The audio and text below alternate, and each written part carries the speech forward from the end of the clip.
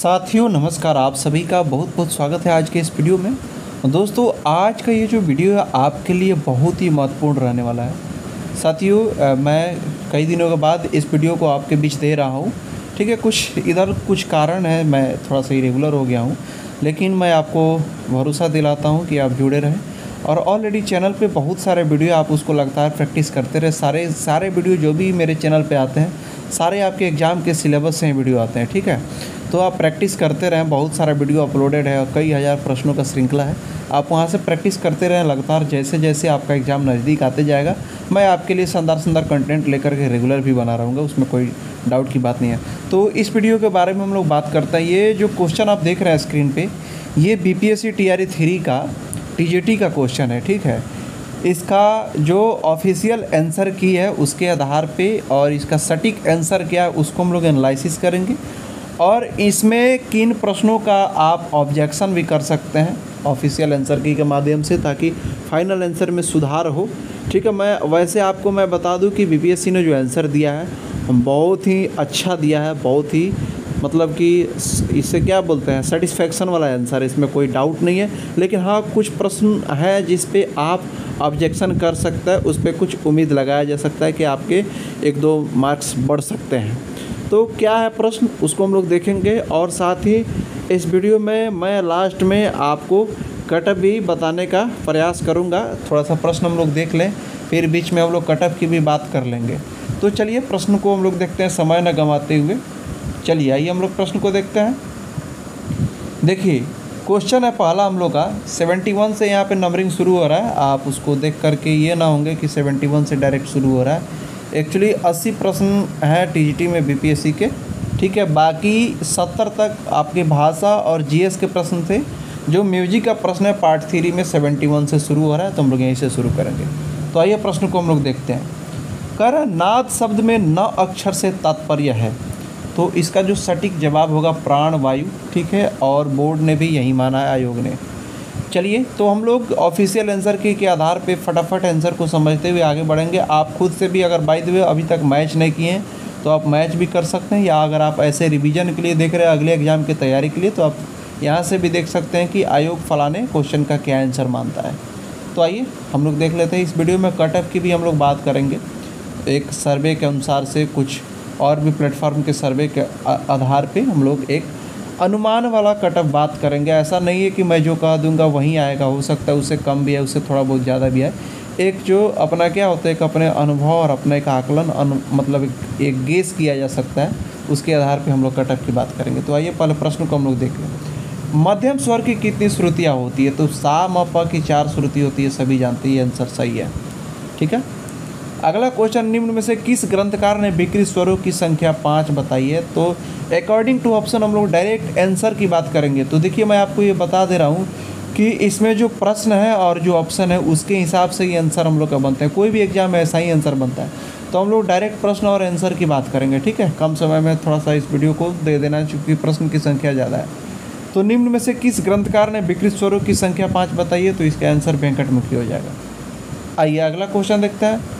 मंद्र dash dash सप्तक के स्वरूप, यानी कि मंद्र सप्तक का जो उत्पत्ति स्थान है कहाँ से है? तो इसका जो आंसर हो जाएगा सटीक हृदय आंसर हो जाएगा। आइए 74 हम लोग क्वेश्चन देख लिए, अब हम लोग 75 देखते हैं। भरत मुनि ने सारणा चतुष्टय में बिड़ाओं में कितने तार बांधे थे? तो 7 इसका आंसर बिल्कुल सही जवाब है। अगला क्वेश्चन हम लोग देख लेते हैं। अतिस्वर किसे कहते हैं? तो इसका जो आंसर होगा सहायक नाद, उपस्वर, स्वयंभू स्वर, इन सभी को अतिस्वर कहते हैं। 1 से अधिक इसका आंसर हो जाएगा। अगला क्वेश्चन है, आधुनिक श्रुति स्वर व्यवस्था की स्थापना किस संगीतज्ञ ने की है? तो इसका जो आंसर होगा आपका विष्णु नारायण भातखंडे ही होगा, और आयोग ने यही माना है। आयोग ने जो आंसर की माना है उसको हम लोग लगाते हुए चल रहे हैं और उसको थोड़ा सा एनालिसिस करेंगे। जिस क्वेश्चन पे डाउट है उस क्वेश्चन को हम बिल्कुल आपको बताएंगे कि उस प्रश्न पे आप चैलेंज कर दीजिएगा। ठीक है, आज से चैलेंज शुरू हो गया, यानी कि 9 तारीख के डेट में, 9 सितंबर के डेट में मैं ये वीडियो बना रहा हूँ। तो आंसर की आज से आपका चैलेंज शुरू हो गया। 9 सितंबर 2024 से लेकर के 14 सितंबर तक चलेगा ये। तो आइए अगला प्रश्न है, इष्ट और अनिष्ट किसके भेद है? तो ये स्वर संवाद है, इसका आंसर यही होगा। अगला क्वेश्चन है हम लोग का, षडज और पंचम स्वर के बीच श्रुति अंतर है, तो सभी लोग जानते हैं 13 श्रुति। ठीक है, म और ग का अनुपात ये 16/15 होगा। ये कैसे निकालते हैं अनुपात मैं बता चुका हूँ किसी वीडियो में, इसलिए मैं बोलता हूँ सारे वीडियो को आप देखा करिए। निम्न में से कोमल रे ग ध्वनि स्वरों से प्रयुक्त ठाट है, तो भैरवी जो है इसमें सारे स्वर कोमल लगते हैं, सही है। राग रागनी वर्गीकरण के किस मत में 6 और 36 रागनियाँ मानी जाती हैं, तो शिव मत, कलिनाथ मत, सोमेश्वर मत, ये सभी में मानी जाती है। कैसे मानी जाती है सारा चीज़ मैं पढ़ाया हूँ, सारा चीज़ मैं बताया हूँ। सारे वीडियो को अगर आप रेगुलर देखेंगे तब आपको कोई डाउट नहीं। अगर आप नहीं देख रहे हैं तो मैं आपसे गुजारिश करूँगा, रिक्वेस्ट करूँगा कि सारे वीडियो जो भी चैनल पे पड़े हुए हैं आप देख लीजिए, सब काम आ जाएगा। चलिए, कृष्ण मत में कितनी राग रागनियाँ मानी गई है, तो कृष्ण मत में भी 6 और 36 मानी गई है, ये सटीक जवाब हो गया। अगला क्वेश्चन है, रागांग से क्या आशय है, तो भूख आपके बोर्ड ने भी यही माना है और इसका सटीक जवाब भी यही होगा, मुख्य रागों की स्वर संगतियाँ। जन्य जनक ठाट राग निम्न में से किस वर्गीकरण को कहा गया, तो ये मेल राग वर्गीकरण इसका सही जवाब हो जाएगा। अगला क्वेश्चन है, ग्राम राग शब्द का उल्लेख सर्वप्रथम किस ग्रंथ में मिलता है। यहाँ पे कुछ हमारे विद्वान साथी कमेंट करने लगेंगे। देखिए, कभी कभी होता है क्या है ना कि आदमी को बहुत ज़्यादा कॉन्फिडेंस में नहीं रहना चाहिए। कुछ साथियों का मैं कमेंट देखते रहता हूँ, अगर आप किसी प्रश्न को सही भी बताएंगे तो वो फिर भी वो डाउट में रहेंगे और आपको भी डाउट में डालेंगे। मैं ये नहीं कहता हूँ कि मेरे से गलती नहीं हो सकती, बिल्कुल मैं भी इंसान हूँ और मैं हमेशा बोलता हूँ कि कोई मैं बहुत बड़ा टीचर नहीं हूँ, आपका साथी हूँ, आपके साथ सीख रहा हूँ और सिखा रहा हूँ। ठीक है, तो अगर बाई द वे मेरे से भूल हो तो आप बिल्कुल बता सकते हैं, लेकिन कभी कभी किसी प्रश्न को खुद से भी एक्सेप्ट करना चाहिए कि अगला सही बताया होगा। देखिए, ग्राम राग शब्द का, ग्राम शब्द का सर्वप्रथम उल्लेख आप ये मान सकते हैं कि नाट्य शास्त्र में मिलता है, लेकिन यहाँ पे क्वेश्चन क्या है, ग्राम राग शब्द का उल्लेख सर्वप्रथम किस ग्रंथ में मिलता है, तो इसका जो सटीक जवाब होगा ना वो बृहदेशी ही होगा। ठीक है, और बोर्ड ने भी यही माना है। निबंध गान के अंतर्गत निम्न में से क्या आता है, प्रबंध, वस्तु, रूपक, ये सभी निबंध के अंतर्गत आते हैं, एक से अधिक आंसर हो जाएगा। चलिए, अगला क्वेश्चन हम लोग देख लेते हैं। अनिबद्ध गान के किस आलाप के प्रकार में आविर्भाव तिरोभाव दिखाया जाता है, तो आलाप्ति गान इसका आंसर हो जाएगा। ठीक है, प्रबंध के कितने अंग हैं, तो 6 अंग है साथियों। इधर का क्वेश्चन हम लोग देख लिए है ना, कोई छूट नहीं रहा है, अगर कोई छूटा होगा तो आप बताइएगा, मैं अगले वीडियो में बता दूंगा। वैसे मैं छोड़ने का प्रयास नहीं करता हूँ। चलिए, संगीत रत्नाकर के अनुसार उत्तम, मध्यम एवं अधम किससे संबंधित है, वाग्यकार के मतलब कि एक प्रकार है। रागालाप किसके अंतर्गत आता है, तो रागालाप जो है ना अनिबद्ध गान के अंतर्गत आता है। अगला क्वेश्चन है, ग्वालियर घराना के कलाकार हैं, तो इसमें से जितने भी हैं सभी हैं, एक से अधिक आंसर हो जाएगा। आइए हम लोग इधर का कुछ प्रश्न हम लोग देख लेते हैं। गायन की ख्याल शैली में ख्याल शब्द किस भाषा से निकला है, तो ये फारसी इसका सटीक जवाब हो जाएगा। अगला क्वेश्चन है, ध्रुपद शैली के गायक थे, ये तीनों थे, एक से अधिक आंसर हो जाएगा। ठीक है, पूर्वी अंग की ठुमरी या लखनऊ और बनारस। ठीक है, निम्न में से गायन की शैली नहीं है। देखिए, गत, टप्पा, परन ये सभी वादन की शैली है, तो इसमें से कोई नहीं होगा। ठीक है, तो इनमें से जो आंसर होगा ये गायन की शैली नहीं है, एक से अधिक इसका आंसर हो जाएगा। देखिए, मैं आपको बता दूं, टप्पा गायन की शैली है, लेकिन गत और परन ये गायन की शैली नहीं, एक से अधिक इसका आंसर हो जाएगा। वैदिक कालीन संगीत में निम्न में से किन गेय प्रकारों का प्रचलन था। देखिए, ये जो प्रश्न है 97, ये भी थोड़ा सा डाउटफुल है, लेकिन मैं आपको बता दूं। देखिए, वैसे तो मतलब कि ज़्यादा नियरेस्ट इसका जो आंसर होगा सामगानी है, लेकिन आपका बोर्ड ने एक से अधिक इसका माना है, और किस आधार पे माना है, बोर्ड को भी आप गलत नहीं कर सकते। बोर्ड ने भी जो माना है उसका कोई पुख्ता प्रमाण भी तो नहीं है कि अगर आप चैलेंज कर सकते हैं, चूँकि गाथा गान भी जो है, ठीक है, ये गांधर्व तथा लौकिक ये इसी के पार्ट हैं, और गाथा गान भी ये आपका वैदिक कालीन संगीत में भी आता है, ये उसी का एक प्रकार है। क्वेश्चन पूछ रहा है, वैदिक कालीन संगीत में निम्न में से किन गेय प्रकारों का प्रचलन था, किन गेय प्रकारों का प्रचलन था, तो क्वेश्चन जिस हिसाब से पूछ रहा है, ठीक है, तो हम लोग का आंसर एक से अधिक बिल्कुल हम इसको काट नहीं सकते हैं। बोर्ड ने ये माना है तो बिल्कुल ठीक है, सही है, इसको मान सकते हैं। चलिए, अगला क्वेश्चन है, हम लोग 97 तक देख लिए ना, ठीक है। हाँ, 98 से हम लोग प्रश्न को देखते हैं। निम्न में से वैदिक स्वर है, तो देखिए, कृष्ण प्रथम द्वितीय, ये तीनों वैदिक स्वर है। ठीक है, कृष्ण प्रथम द्वितीय मंद्रति स्वर, ये करके मैं बताया था ना, तो वही है। देखिए, एक और क्वेश्चन है 99, वैदिक कालीन बीड़ाओं में प्रमुख है। वैसे मैं आपको बता दूं, इसका जो प्रमाण है, आप टेलीग्राम चैनल पे ज्वाइन कर लीजिएगा। ठीक है। वैसे आपको तमाम मतलब इसका प्रमाण भी मिल रहा होगा, और मेरे पास भी इसका साक्ष्य आ गया है कि वैदिककालीन बीड़ाओं में प्रमुख बीड़ा एनसीईआरटी के हिसाब से इसका आंसर बाण बीड़ा होना चाहिए। आप इसका चैलेंज कर सकते हैं लेकिन मैं आपको बता दूं, मुझे नहीं लगता है कि बीपीएससी भी इसको मानेगा, क्योंकि जो पिछोला बीड़ा है ना, इसको भी वैदिककालीन में माना जाता है। लेकिन प्रश्न जो पूछ रहा है वैदिककालीन बीड़ाओं में प्रमुख कौन है, तो प्रमुख के हिसाब से अगर हम लोग देखेंगे तो बाण बीड़ा ही होना चाहिए। हालांकि बोर्ड का आंसर 1 से अधिक दिया हुआ है, लेकिन प्रमुख अगर पूछ रहा है तो बाण बीड़ा ही होना चाहिए। और एनसीईआरटी में इसका साक्ष्य मिला भी है, मेरे तक आ गया है साक्ष्य। हो सकता है मैं आपको टेलीग्राम चैनल में भी उसको शेयर कर दूंगा, तो टेलीग्राम चैनल भी अगर आप नहीं ज्वाइन किए तो ज्वाइन कर लीजिएगा, डिस्क्रिप्शन में लिंक होगा। आप वहां से जा कर के इस प्रश्न का अगर आप सही लगाए हैं, बाण बीड़ा लगाए हैं, तो इस प्रश्न का आप ज़रूर क्लेम कर दीजिएगा। हो सकता है आपका जो भी 1-2 नंबर से कहीं आप वंचित ना रह जाएं। एक भी नंबर को आसान नहीं लेना चाहिए, बहुत सारे साथी 1 नंबर से भी बाहर हो जाते हैं, पिछले बार हुए भी हैं, ठीक है। तो वैदिककालीन बीड़ाओं में प्रमुख बाण बीड़ा इसका आंसर हो सकता है। एक बार आप चैलेंज करें, साक्ष्य आपको प्रोवाइड करा दिया जाएगा, ठीक है। बाकी जो होगा देखा जाएगा बोर्ड क्या इसको एक्सेप्ट करता है या नहीं करता है, लेकिन आप इसको चैलेंज जरूर करिएगा। चलिए अगला क्वेश्चन है, वैदिककालीन तूर्ण नामक वाद्य किस श्रेणी में आता है? इसका आंसर जो है सुशीर इसका सटीक जवाब है। अगला क्वेश्चन है, कर्नाटक संगीत का प्रति मध्यम स्वर हिंदुस्तानी संगीत का कौन सा स्वर है? तो इसका जो आंसर होगा तीव्र मध्यम हो जाएगा, ठीक है। अगला क्वेश्चन हम लोग देख लेते हैं, इस साइड में है, कर्नाटकी 8 ताल जैसी हिंदुस्तानी ताल कौन सी है? इसका सटीक जवाब चौताल हो जाएगा, ठीक है। अगला क्वेश्चन है, कर्नाटक संगीत में स्वर का सबसे नीचा रूप शुद्ध होता है, क्या यह सत्य है या असत्य है, क्या है? तो ये सत्य है, सही बात है ये। हिंदुस्तानी कोमल नी स्वर को कर्नाटक संगीत में क्या कहते हैं? तो कोमल नी को कर्नाटक संगीत में कैसिकली कहते हैं, ठीक है। अगला क्वेश्चन है, प्राचीन अष्टोत्तर तालम प्रति किस संगीत प्रति के अंतर्गत आती है? इसका सटीक जवाब कर्नाटक हो जाएगा। बोर्ड ने भी यही माना है, बोर्ड ने जो माना है उसको हम लोग समझते हुए एनालिसिस करते हुए आगे बढ़ रहे हैं, ठीक है। चलिए अगला क्वेश्चन है, राग में वादी संवादी साम तथा साप स्वरों के बीच कितनी श्रुतियों का अंतर होता है? तो मैं कई बार इस प्रश्न को मैं पूरा डिटेल में समझाया हूँ, 9 और 13 का होता है। परमेल परवेशक राग का उदाहरण है, अकॉर्डिंग टू ऑप्शन हम लोग का जयजयवंती सटीक जवाब हो जाएगा। अगला क्वेश्चन है, संधि प्रकाश राग का उदाहरण है, तो इसमें से देखिए श्याम कल्याण मियाँ की तोड़ी मधुवंती। वैसे कुछ लोग मधुवंती को बोलते हैं, लेकिन संधि प्रकाश राग एक्चुअल में ये तीनों में कोई नहीं है, और इसका आंसर इसमें से क्या होगा? संधि प्रकाश राग का उदाहरण है, इनमें से कोई नहीं, इसका आंसर हो जाएगा। बोर्ड ने बिल्कुल सही माना है, ठीक है। अगला क्वेश्चन है, दिए गए स्वरों में मीट का चिन्ह। देखिए यहाँ पे बहुत सारे साथी हमारे क्या हो गए थे, कन्फ्यूज हो गए थे। साथियों मैं आपको बता दूं, ये जो है ना नीचे की तरफ से बी नंबर ऑप्शन, ये तान का एक्चुअली, ठीक है। सटीक जवाब ये सी होगा, ग और म। ग के ऊपर ये जो ऊपर से चंद्रबिंदु टाइप का, ठीक है, और बोर्ड ने भी यही माना है। अगला क्वेश्चन है, पंडित सारंगदेव ने गमक के कितने भेद बताए? सभी लोग जानते हैं, 15 आंसर हो जाएगा इसका। अगला क्वेश्चन हम लोग देख लेते हैं, निम्न में से आश्रय राग हैं, सभी अपने ही नामों से उत्पन्न होने वाले, अपने थाट के नामों से उत्पन्न होने वाले राग हैं, अतः ये सभी आश्रय राग में आएंगे, 1 से अधिक आंसर हो जाएगा।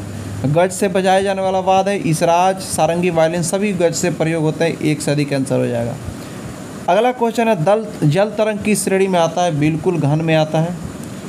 अगला क्वेश्चन है, वृंद वादन है, तो सामूहिक वादन शैली को वृंद वादन कहते हैं। जवा से बजने वाला वाद्य है आपका सरोद, ठीक है।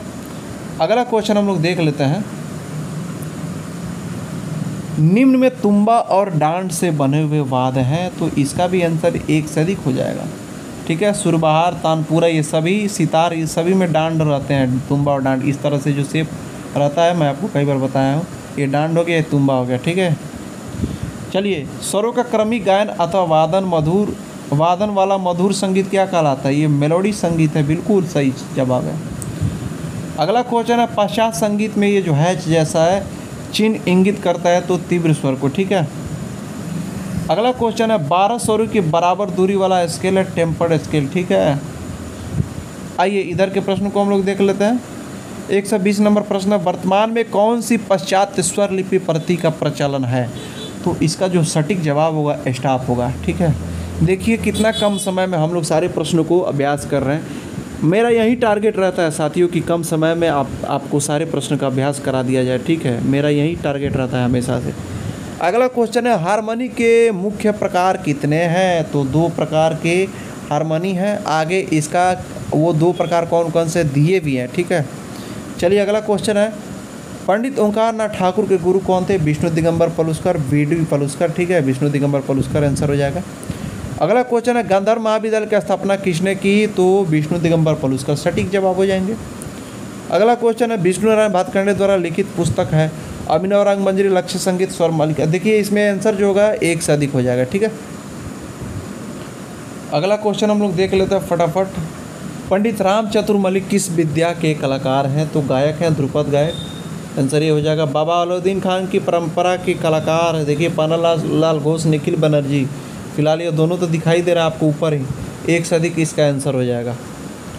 अगला क्वेश्चन है विष्णु दिगंबर पलुस्कर द्वारा रचित पुस्तक है, तो इसका भी आंसर 1 से अधिक हो जाएगा, ठीक है। ये इनका इसमें राग प्रवेश, नारदी शिक्षा सटीक और भारतीय संगीत लेखन, ये तीनों इनका लिखा हुआ पुस्तक है। नाट्य शास्त्र में कुल कितने अध्याय हैं? सभी लोग जानते हैं 36 अध्याय हैं, ठीक है। लास्ट 6 जो है संगीत से संबंधित है। आइए हम लोग देखते हैं बृहदेशी ग्रंथ की रचना किसने की? तो सभी लोग जानते हैं मतंग ने किया। कितना रटा हुआ क्वेश्चन है ये। सप्ताध्यायी ग्रंथ किसे कहते हैं? संगीत रत्नाकर को कहते हैं। राग तरंगड़ी, देखिए ये क्वेश्चन आप ज़्यादा दिमाग ना लगाइएगा, ठीक है। 14वीं शताब्दी कुछ लोग मान रहे हैं, तो ये चीज़ मैं आपको बता दूं एनसीईआरटी के हिसाब से। देखिए 1410 ईस्वी इसकी रचना काल मानी गई है, 1400 से लेकर के 1499 तक, ठीक है। और वह आपका 15वीं शताब्दी में ही आता है और क्वेश्चन यही पूछ रहा है, शताब्दी के फॉर्म में आंसर पूछ रहा है। तो 1410 इसका रचना काल है, 1400, ठीक है। तो 1410 अगर रचना काल है तो 15वीं शताब्दी इसका जवाब होगा। और यही बोर्ड माना है, बिल्कुल सही माना है। राग आपका एनसीईआरटी में भी यही दिया हुआ है और जो एनसीईआरटी में आंसर दिया हुआ है वही बोर्ड प्रमाण मानेगा। आप अगर किसी भी प्रकाशन का पुस्तक अगर आप प्रमाण में डालते हैं, आप राग परिचय डालें, विशारद डालें, मैनुअल डालें, कुछ भी डालें, वो बोर्ड नहीं मानेगा, चूँकि वो गाइड के रूप में जाना जाता है। एनसीईआरटी में जो चीज़ माना गया वही बोर्ड एक्सेप्ट करेगा, तो ध्यान रखिएगा, ठीक है। चलिए अगला क्वेश्चन है निम्न में से किस ग्रंथकार को निशंक के नाम से जाना जाता है? सभी लोग जानते हैं कि सारंगदेव का दूसरा नाम है निशंक। चलिए अगला क्वेश्चन हम लोग देख लेते हैं इधर। वर्तमान में नाट्य शास्त्र ग्रंथ के कितने संस्करण उपलब्ध हैं? तो इसका सटीक जवाब 4 संस्करण, ध्यान रखिएगा, दोबारा ये क्वेश्चन गलत ना हो पाए। तार सप्तक में राग दरबारी कानड़ा को गाने बजाने से कौन से राग की छाया दिखने लगती है? तो इसका सटीक जवाब अड़ाना इसका आंसर होगा, बोर्ड ने भी यही माना है। निम्न में से मध्यमवादी राग कौन सा है? तो अकॉर्डिंग टू ऑप्शन हम लोग का राग बाहर आंसर हो जाएगा, ठीक है। राग शुद्ध कल्याण में किन रागों का मिश्रण है? तो ये हो जाएगा आपका राग भूपाली और यमन, ठीक है। आइए इस साइड का क्वेश्चन हम लोग देख लेते हैं। क्वेश्चन नंबर 137, राग श्री एक क्या है? संधि प्रकाश राग है। राग शंकरा के शास्त्रीय परिचय के बिंदु है, देखिए थाट, बिलावल, उत्तरांग, प्रदान, जाति, ऑडो साडो, ये सभी इसका 1 से अधिक आंसर हो जाएगा, सभी हैं इससे रिलेटेड शास्त्रीय बिंदु। ताल, एक ताल के शास्त्रीय परिचय के निम्न बिंदु हैं। 12 मात्रिक ताल इसका हो जाएगा, ये वाला सटीक जवाब है, ठीक है। ताल, त्रिताल में धा वर्ण का प्रयोग कितनी बार हुआ है? आप काउंट करके देख सकते हैं, 6 बार आता है, ठीक है, धा। निम्न में 1 खाली और 3 ताली से युक्त ताल, इसका भी सटीक जवाब 1 से अधिक हो जाएगा, ठीक है। आइए अगला क्वेश्चन हम लोग देख लेते हैं। कुआड़ लय कहते हैं, कुआड़ लय 5/4 को कहते हैं, ठीक है, बोर्ड ने सही माना आंसर। 1/1.2 की लयकारी 1.5 गुण कहा जाता है, इसका आंसर आप मानिएगा ये, ठीक है, बिल्कुल सही है। चलिए पश्चात स्टॉप नोटेशन में 11 रेखाओं के समूह को क्या कहा जाता है? तो ग्रेट स्टेप कहा जाता है, ठीक है, और ये बोर्ड ने सही भी माना है। पश्चात संगीत में ये जो चिन्ह है क्या किस चीज़ का संकेत करता है? क्वार्टर नोट, इसका सही जवाब माना है, बिल्कुल 146 आंसर है। राग छाया नोट एवं कामोद में भिन्नता है, वादी संवादी इसका आंसर है, ठीक है। चलिए अगला क्वेश्चन हम लोग देख लेते हैं। नायकवा गीत कौन से संप्रदाय के लोग मानते हैं? इसका जो बोर्ड माना है यह तेली माना है और इसका कोई पुख्ता प्रमाण भी मुझे नहीं मिला है, तो हम लोग तेली ही मानेंगे, क्योंकि बोर्ड ने जो माना है, आयोग ने, वह सटीक ही माना है, किसी न किसी आप वो एनसीईआरटी के आधार पे ही माना है। हालांकि मैंने इसको प्रश्न गूगल वगैरह पे तो मिलता है तेली, लेकिन इसका कोई ठोस प्रमाण मुझे नहीं मिला है। अगर आपको मिले तो आप ज़रूर बताइएगा कमेंट में, ठीक है, लेकिन इसका आंसर तेली ही होगा। झलकुरिया यानी कि झलकुटिया या झलकुटिया गीत प्रकार है, तो ये चैती से संबंध है, बिल्कुल सटीक जवाब है। अगला क्वेश्चन, निम्न में से असत्य कथन है।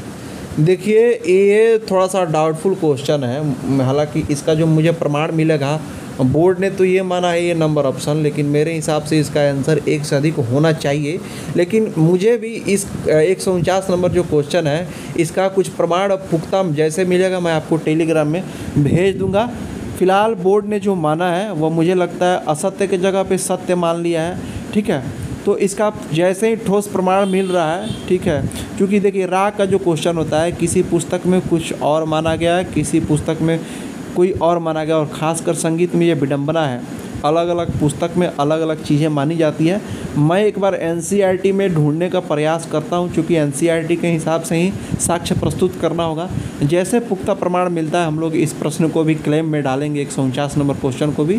फिलहाल बोर्ड ने जो आंसर माना है आपको मैं बताया कि ऑप्शन नंबर ए उन्होंने माना है। अगला क्वेश्चन हम लोग देख लेते हैं। पश्चात स्टॉप नोटेशन में 3 मात्रा में 2 स्वरों का प्रयोग क्या कहलाता है, तो बिल्कुल इसका सटीक जवाब डुप्लेट हो जाएगा।